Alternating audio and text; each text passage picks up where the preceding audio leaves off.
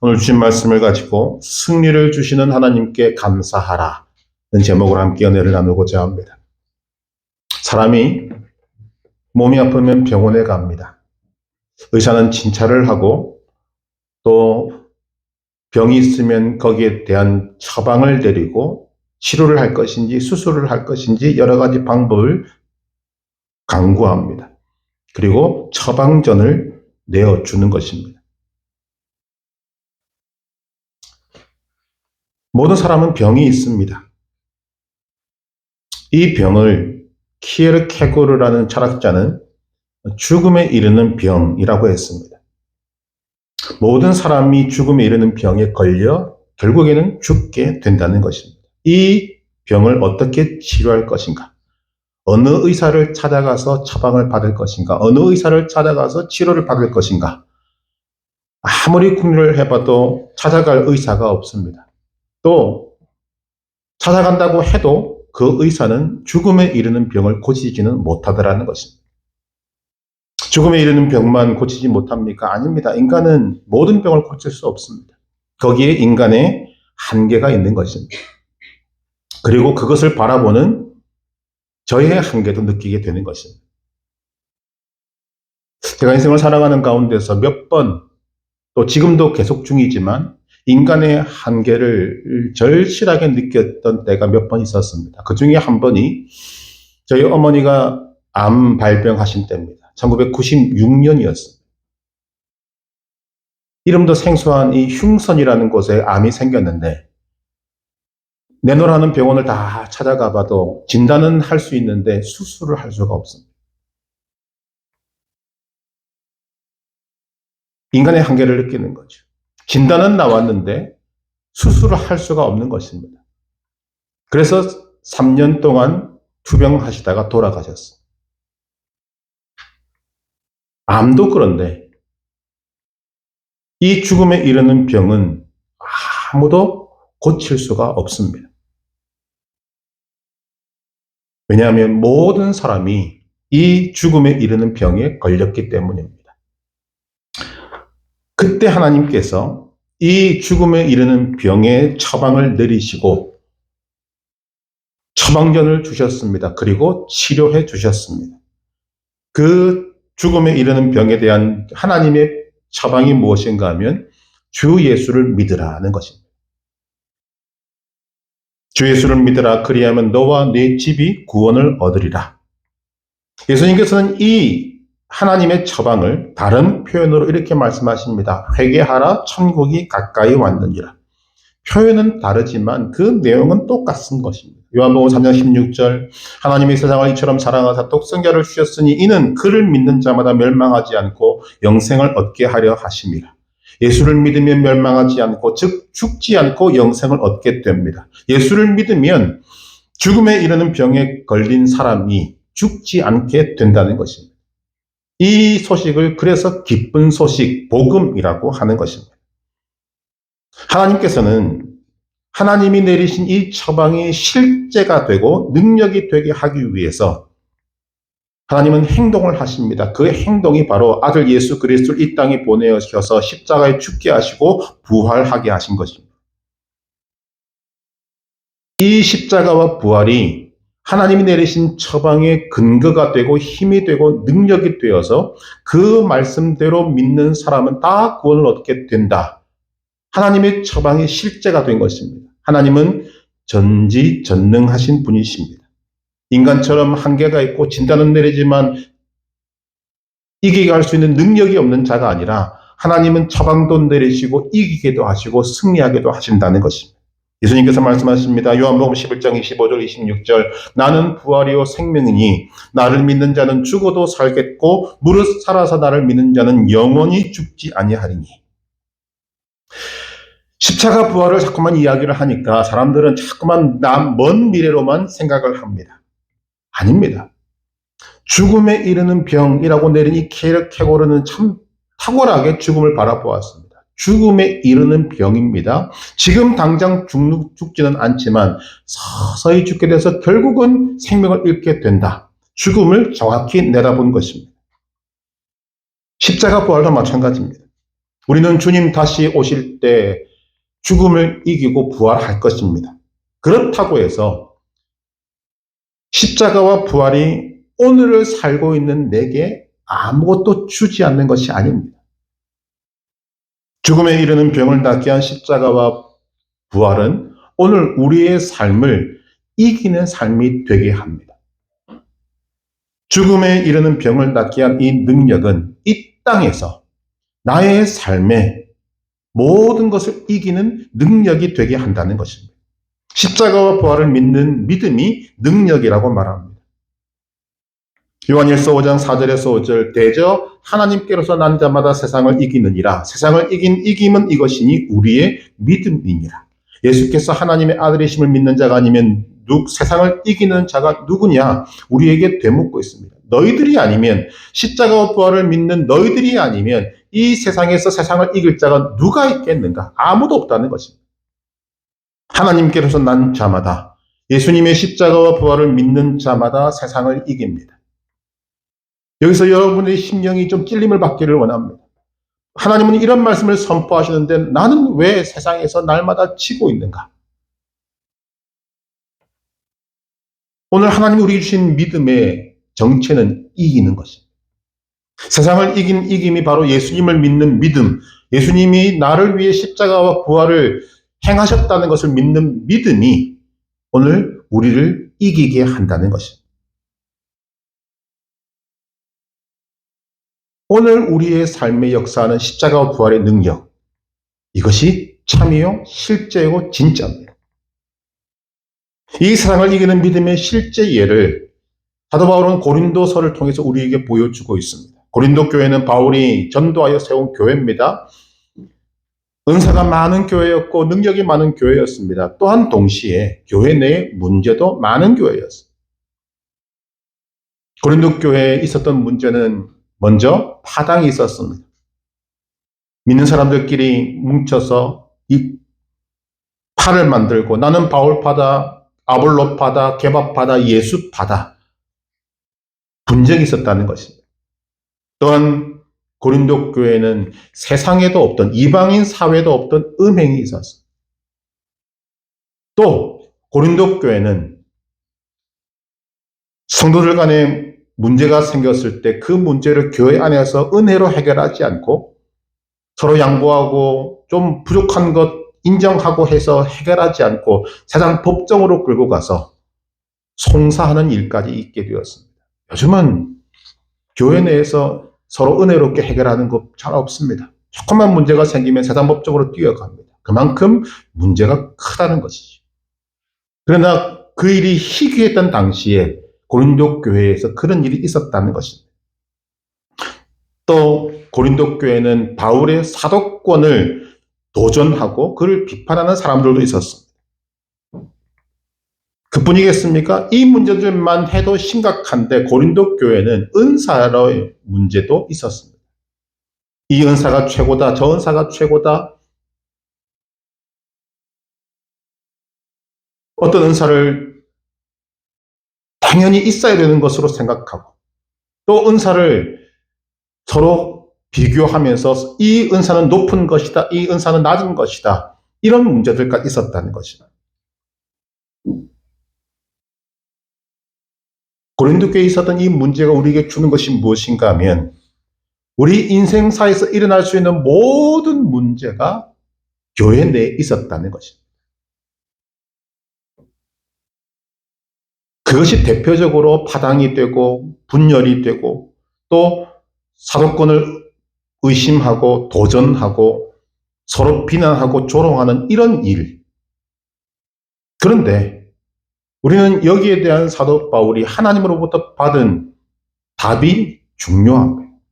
이런 복잡한 문제, 어려운 문제에 대해서 사도 바울이 내린 답은 놀랍게도 예수 그리스도의 부활이다 라고 처방한다는 것입니다. 마치 동문서답하는 것 같습니다. 그러나 바울은 지금 우리에게 실제 문제를 이야기하고 있는 것입니다. 고린도 교회의 여러 문제에 대해서 바울은 예수님의 부활을 언급하고 있습니다. 처방한다는 거죠.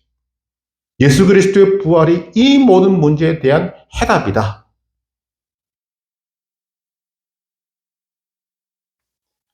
고린도전서 15장 42절 43절을 보면 이렇게 말합니다. 죽은 자의 부활도 그와 같으니 썩을 것으로 심고 썩지 않을 것으로 다시 살아나며 욕된 것으로 심고 영광스러운 것으로 다시 살아나며 약한 것으로 심고 강한 것으로 다시 살아나며.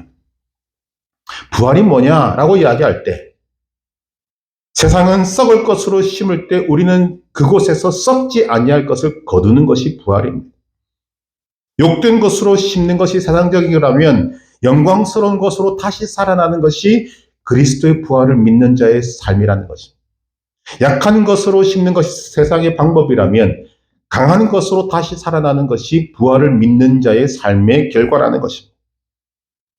이것이 무슨 말인가 하면 예수 그리스도의 십자가와 부활을 믿는 사람은 자신의 삶이 지금 썩음의 질서에 속한 것인지 아니면 썩지 않음의 질서에 속한 것인지를 구분할 수 있어야 되고, 그리고 하나님이 우리 주신 새로운 부활의 질서에 동참해야 한다는 것입니다.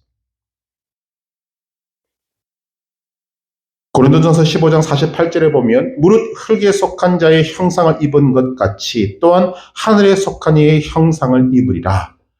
우리가 십자가 부활을 믿는다는 것은 하늘에 속한 질서에 참여하는 것이다 라고 우리에게 말씀합니다.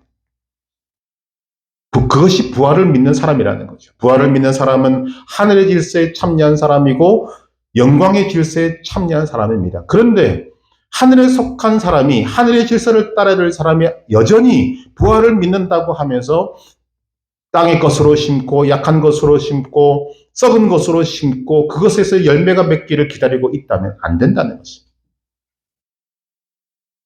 만약 예수님을 믿는다고 하면서도 오늘도 썩을 것 심고 욕된 것 심고 약한 것으로 심는 자는 결코 하늘에 속한 사람이 아닙니다. 육에 속한 사람, 흙에 속한 사람이 된다는 것입니다. 하늘에 속한 사람은 결코 그렇게 살 수가 없다는 거죠.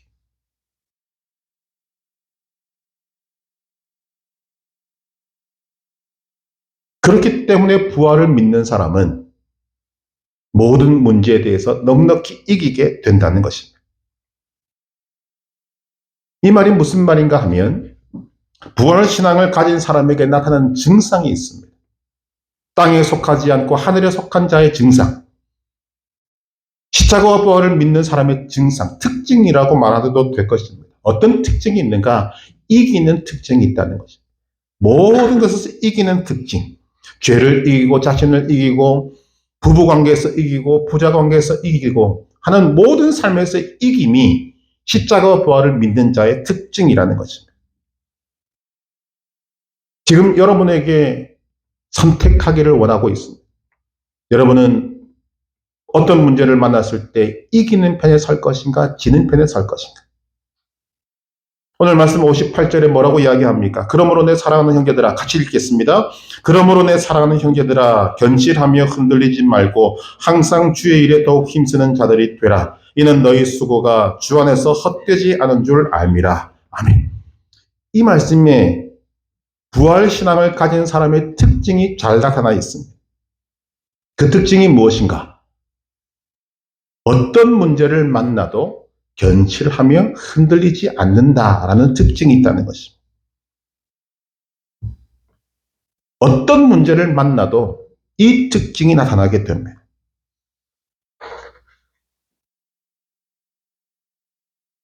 지난 주간에 정말 감사한 일이 있었지 않습니까? 억울함이 풀어지고 하나님께서 갚아주신 일이 있었지 않습니까? 그런데 그것만이 감사의 조건이 아닙니다.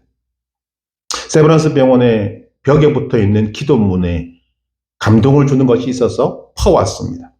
이런 감사 기도문이 있습니다. 하나님, 때때로 병들게 하심을 감사합니다.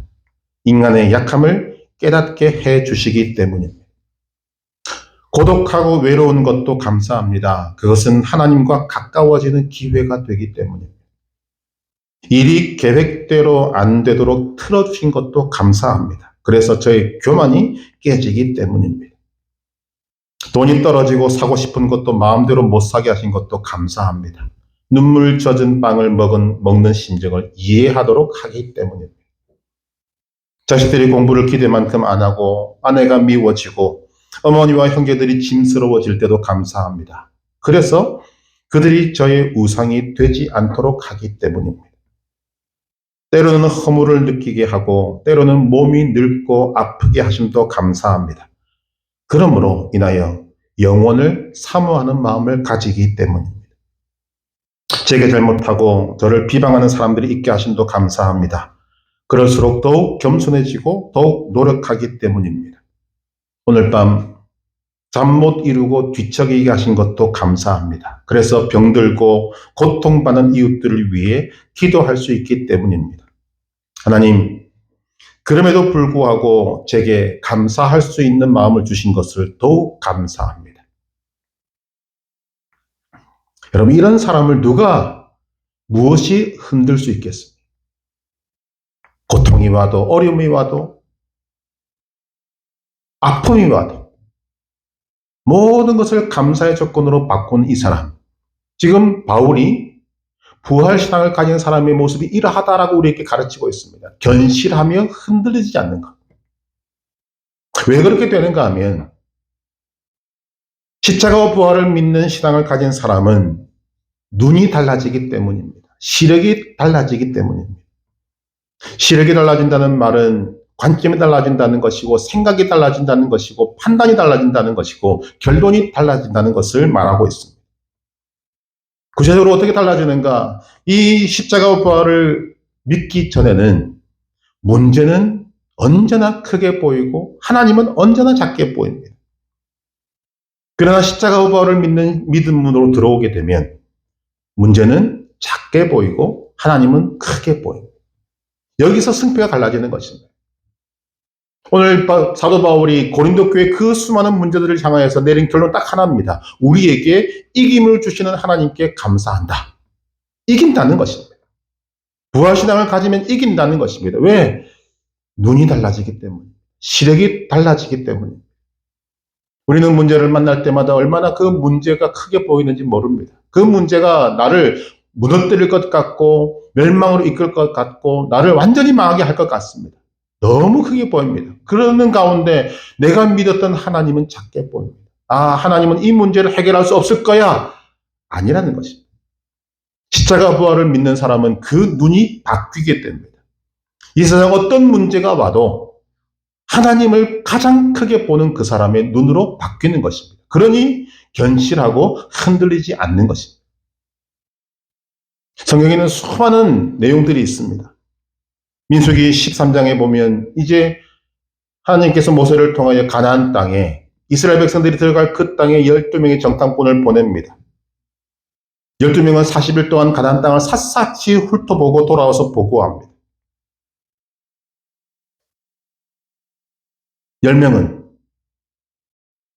이런 말로 보고합니다. 우리는 능히 올라가서 그 백성을 치지 못하리라. 그들은 우리보다 강하니라. 우리는 스스로 보기에도 메뚜기 같으니. 이 말을 들은 이스라엘 백성들은 울며 불며 통곡합니다. 이제 끝났다는 것입니다. 그러나 똑같은 것을 보고 온 여호수아와 갈렙은 그 땅 백성을 두려워하지 말라. 그들은 우리의 밥이라. 그들은 우리의 먹이라. 그들의 보호자는 그들에게서 떠났고 하나님은 우리와 함께 계시느니라. 그들을 두려워하지 말라라고 말합니다. 여러분 똑같은 것을 봤습니다. 여호수아와 갈렙도 안악자손을 보았습니다. 거인 족속을 보았습니다. 견고한 성읍을 보았습니다. 똑같은 것을 보았는데 뭐가 달랐습니까? 눈이 달랐다는 거죠.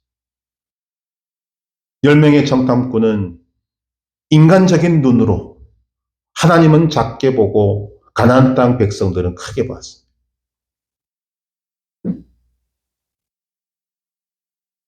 눈이 바뀌니 결론이 다르게 나오더라는 거죠. 여호수아와 갈렙은 그 바뀐 눈으로 말미암아 이미 이긴 것입니다. 사무엘상 17장 1절 이하에 보게 되면 이스라엘과 블레셋이 전쟁을 할 때 블레셋에서 골리앗이라는 장군이 나옵니다. 자세한 말씀을 우리가 다 알고 있습니다. 이 골리앗의 등장은 이스라엘 군대에게 큰 두려움과 떨림을 주었습니다.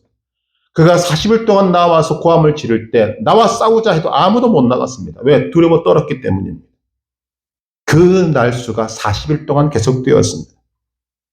그때 형들을 위문하러 갔던 다윗은 그 큰 골리앗을 보고도 두려워하지 않았습니다. 왜냐하면 다윗이 경험한 하나님, 다윗이 믿는 하나님이 골리앗보다 훨씬 큰 눈을 갖고 있었기 때문입니다. 그래서 다윗은 물맷돌 하나를 가지고 그 큰 골리앗을 죽여버립니다. 여러분에게 이 눈이 있으십니까?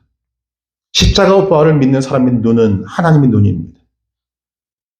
지금까지는 내가 인간의 눈으로 바라보고 어떤 문제를 만나면 두려워 떨고 눈물을 흘리고 통곡하고 울부짖었더라고 할지라도 하나님을 믿는 믿음 가운데서 눈을 뜨게 되면 달라 보이는 것입니다. 왜냐하면 하나님이 제일 크시기 때문에. 십자가 부활을 믿는 믿음의 중요성은 바로 여기에 있습니다. 우리의 눈을 바꾸게 합니다. 시력이 달라지게 되는 것입니다. 그렇기 때문에 어떤 문제를 만나도 그 앞에서 견실하고 흔들리지 않을 뿐만 아니라 주의 일에 더욱 힘쓰는 자가 됩니다. 주님 말씀대로 하면 된다. 여호수아와 갈렙이 고백했던 것이 그것입니다. 하나님이 나와 함께 하시면 하나님이 그 땅 우리에게 주신다고 하지 않았느냐? 하나님의 말씀은 진리다. 그 말씀을 믿게 되는 눈이 바뀌게 되었던 것입니다. 여러분, 우리가 이 땅에서 만나는 문제 중에 쉬운 문제 있습니까? 하나같이 다 크고 하나같이 다 힘들고 다 어려운 문제들입니다. 이유는 내 힘으로 안 되기 때문에. 걱정, 근심, 염려는 말할 것도 없고 낙심하고 좌절할 일, 절망할 일 수록합니다. 내 마음이 무너지고 가족이 아프고 실직하고 또는 사업에 실패하고 내가 사기를 당한다 할지라도 십자가와 부활을 믿는 이 신앙이 있다면 우리는 무엇이더라도 그 앞에서 견실하고 흔들리지 않을 뿐만 아니라 그것을 헤쳐나갈 힘과 능력을 십자가와 부활을 우리에게 주신 주님으로부터 얻게 된다는 것입니다. 그것이 오늘 우리에게 주신 믿음의 정체입니다.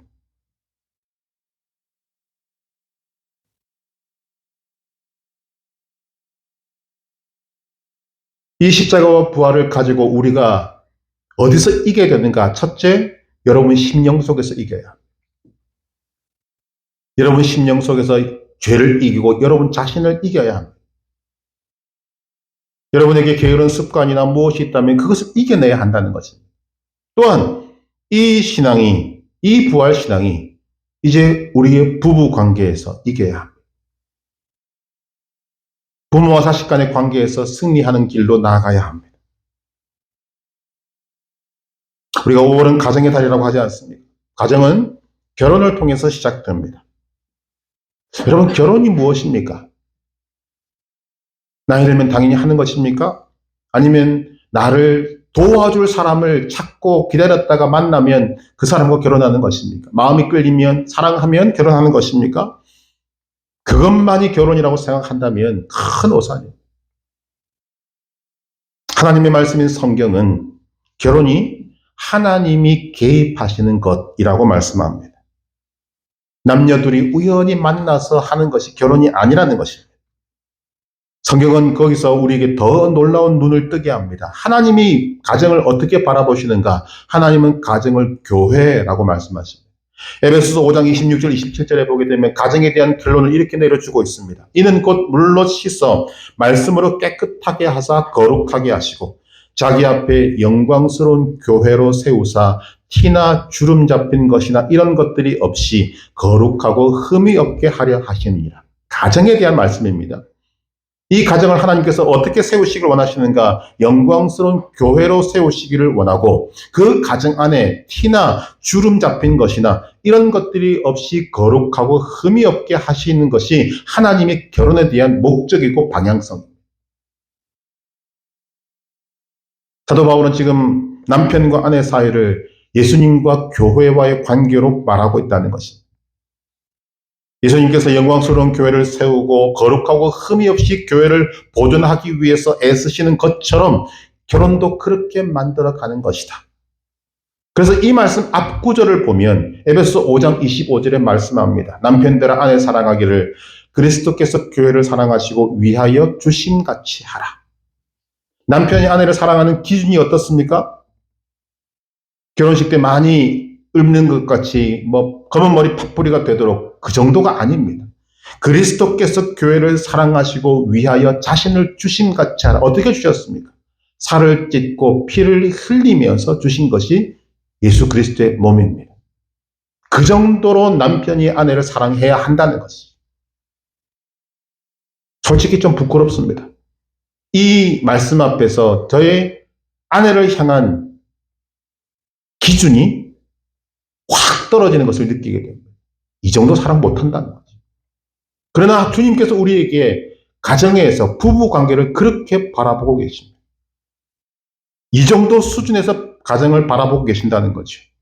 이런 하나님의 수준을 가지고 다시 에베소서 5장 22절 말씀을 보면 아내들이여 자기 남편에게 복종하기를 주께 하듯 하라. 우리는 어디에 초점을 맞추는가 하면 남편에게 복종에 맞춥니다. 아닙니다. 이 말씀의 강조점은 뒤에 있습니다. 주께 하듯 하라. 이것을 보면 남편과 아내로 만난다는 것, 즉 결혼이라는 것이 어떤 의미를 담고 있는지를 제대로 아는 사람이 없는 것 같습니다. 하나님께서 이 가정이라는 작은 공동체를 통하여서 이 우주적인 공간 안에, 영적인 공간 안에 결혼이라는 것을 통해서 하나님의 교회, 티나 흠이 없고 점도 없는 아름다운 교회를 만들어 가기를 원하신다. 여러분, 이런 가정의 목표를 가져보셨습니까?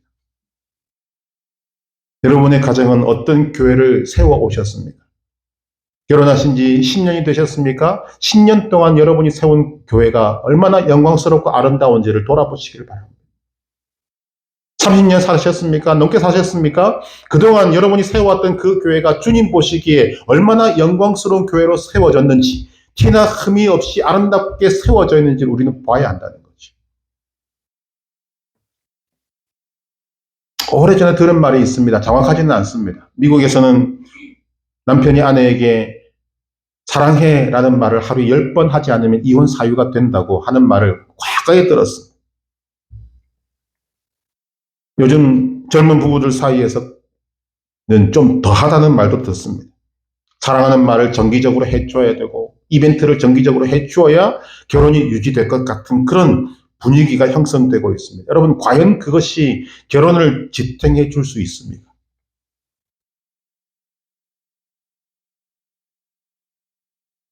우리 경험하신 분들은 제 말을 공감하실 것입니다. 결혼이란 매일 일주일에 한 번씩 이벤트를 하고 이런 테크닉을 만들어서 그것을 발휘하고 하는 것이 결혼이 아닙니다.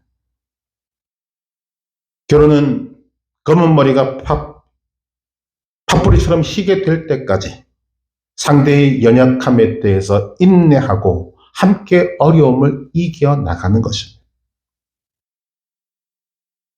베드로가 예수님께 사람을 몇 번이나 용서해야 됩니까? 예수님께서 70번에 7번씩 용서하라 그랬습니다. 그것이 가장 먼저 적용되어야 될 것이 부부관계. 죄인과 죄인이 만나서 서로 끝없는 용서를 필요로 하는 것이 결혼 생활입니다. 여러분, 그것을 인간의 힘이나 의지만으로 할 수 있겠습니까? 안 됩니다. 그래서 우리에게 주님이 주신 해결책이 바로 십자가 부활을 믿는 믿음, 그 믿음과 연관되어진 성령 충만인 것입니다. 내가 아무리 의지를 굳게 세우고 내가 이렇게 해야지 저렇게 해야지 결심한다고 그 일이 됩니까? 안 됩니다. 그러나 십자가 부활을 믿는 믿음 안에 굳게 서 있고 성령 충만이 내 삶에 이루어지게 될 때 하나님께서 죄인을 사랑하셨듯이 우리가 남편을 사랑하고 아내를 사랑하게 되는 것입니다. 그때 진정으로 서로 복종하고 서로 사랑할 수 있게 되는 것입니다. 이제 바울이 고린도 교회에 일어나는 모든 문제에 대한 해답을 왜 부활로 결정짓고 있는가를 우리는 다시 한번 생각하게 됩니다. 오늘 우리에게 있는 여러 가지 모든 문제들, 그 문제들 복잡하고 다양하고 다 힘들고 어렵지만 결국 그 문제를 해결할 수 있는 방법은 하나님이 우리에게 주신 이 믿음이다. 부모와 자녀와의 관계도 마찬가지입니다. 에베소 6장 1절에서 3절 뭐라고 이야기합니까? 자녀들아, 주 안에서 너희 부모에게 순종하라. 이것이 옳으니라. 네 아버지와 어머니를 공경하라. 이것은 약속 있는 첫 계명이니 이로써 네가 잘되고 땅에서 장수하리라. 자녀들은 주님 안에서 부모에게 순종해야 됩니다. 이 말이 굉장히 중요합니다. 주님 안에서 순종입니다. 무조건 순종이 아니라는 거죠. 영적인 문제, 신앙의 문제에 대해서라면 우리는 부모에게 불순종할 수도 있습니다. 아니, 그렇게 해야만 합니다. 그런 문제에 대해서라면 부모와 등질 각오도 필요합니다. 에덴 동산의 아담을 다시 한번 생각해 보시기를 바랍니다. 이는 내 살 중에 살이요 뼈 중에 뼈라고 이야기했던 그 사랑하는 아내가 자기에게 하나님이 먹지 말라 하는 산업가를 들고 왔을 때 아담은 하나님을 선택하지 않고 아내를 선택했습니다. 그 결과 모든 인류가 죄를 범하게 되었습니다.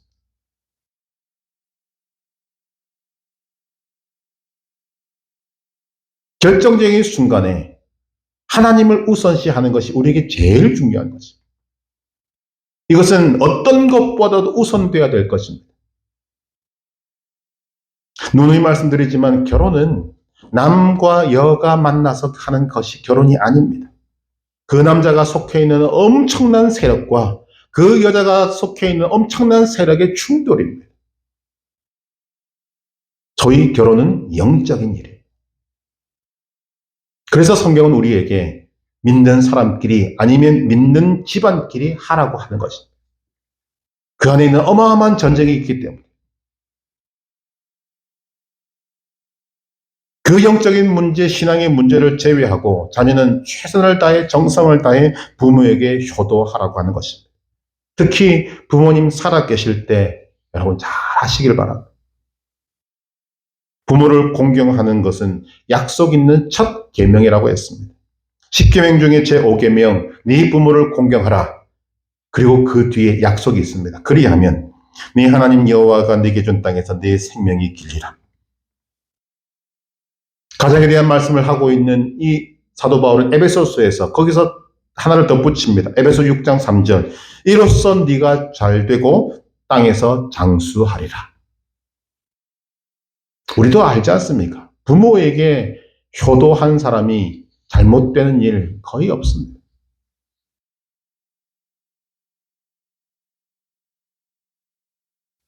에베소서 6장 4절은 부모와 자녀의 문제를 이렇게 표현합니다. 또 아비들아 너희 자녀를 노엽게 하지 말고 오직 주의 교양과 훈계로 양육하라.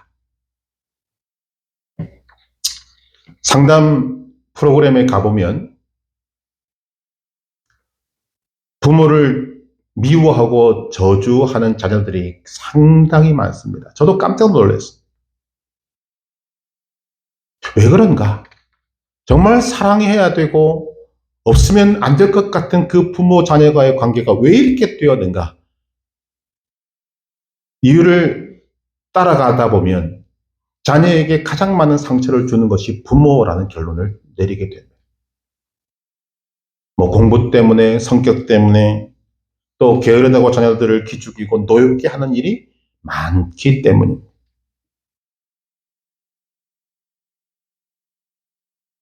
십자가와 부활을 믿는 믿음은 하나님의 시력을 갖는 것이라고 말씀을 드립니다. 자녀가 부모를 볼 때에도 부모가 자녀를 볼 때에도 하나님의 시력을 가져야 하는 것입니다. 부모에게 물어보면 자녀를 왜 그렇게 심하게 다루셨습니까? 라고 물어보면 한결같이 말하는 것이 있습니다. 사람 만들려고. 한번 생각해 보시기를 바랍니다. 가정의 달이니까. 우리가 흔히 말하지 않습니까? 자식 이기는 부모 없다. 그런데 이기지도 못한 자녀를 여러분이 어떻게 사람 만들려고 그렇게 하시냐는 거죠.